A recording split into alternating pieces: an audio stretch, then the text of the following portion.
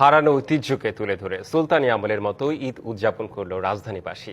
লাখো মানুষের অংশগ্রহণে প্রথমবারের মতো রাজধানীর পুরাতন বাণিজ্য মেলা মাঠে অনুষ্ঠিত হয়েছে পবিত্র ঈদ উল ফিতরের নামাজ। এতে পুরুষের পাশাপাশি নারীদের উপস্থিতিও ছিল উল্লেখযোগ্য। নামাজ শেষে ডিএনসিসির আয়োজনে ঢাকায় সুলতানি আমলের আদলে ঈদ আনন্দ শোভাযাত্রা হয়েছে। প্রতি বছর এমন আয়োজন করার দাবি জানিয়েছেন রাজধানীবাসী। এক অন্যরকম ঈদের নামাজের জামাত সকাল থেকে দলে দলে হাজির হয় ঈদের মাঠে। রাজধানী সহ দূর দূরান্ত থেকে ঈদের এই নামাজে সামিল হতে দেখা গেছে অগণিত মানুষ। ভেদাভেদ ভুলে নারী পুরুষ শিশু সহ সর্বস্তরের মানুষ অংশ নেয় এই নামাজে। রাজধানীর আগারগাঁওয়ে প্রথমবারের মতো আয়োজিত ঈদ জামাতে অংশ নিয়ে সরকারের এই উদ্যোগকে সাধুবাদ জানান সবাই।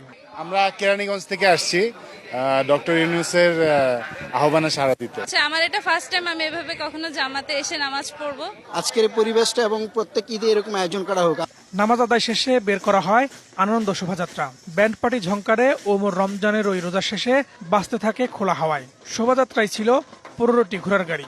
সঠিক প্যাড আর সঠিক তথ্য দিয়ে কেশু সামলে নিব এক হয়ে। Mona Lisa sanitary napkin. বাংলাদেশ চীন মৈত্রী সম্মেলন কেন্দ্রের সামনে দিয়ে আগারগাঁও হয়ে খামারবাড়ি মোড় পার হয়ে মানিক মিয়া এভিনিউয়ে সংসদ ভবনের দক্ষিণ প্লাজায় সাংস্কৃতিক অনুষ্ঠানের মঞ্চের সামনে গিয়ে শেষ হয় ওই শোভাযাত্রা। হারানো ঐতিহ্য ফিরে পেয়ে খুশি সকলেই। আজকে এই মিছিলের মাধ্যমে ঈদের পূর্ণতা পেল। নতুন স্বাধীনতা আমাদেরকে এনে দিয়েছেন, সেই স্বাধীনতার ফল এইটা।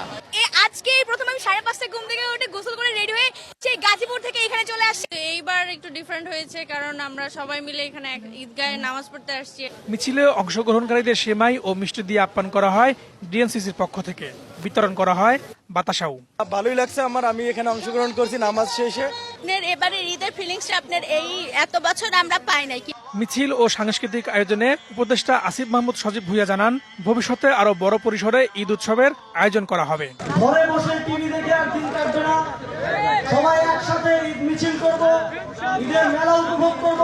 আগামী দিনে প্রতি বছর আমরা এভাবে একসাথে নগরবাসী এক হয়ে ঈদ উদযাপন করব। ঈদ হোক আনন্দের, তাই 400 বছরের ঈদ ঐতিহ্যকে ধরে রাখতে প্রতি বছর এমন আয়োজন অব্যাহত থাকুক, এমনটাই প্রত্যাশা সকলের।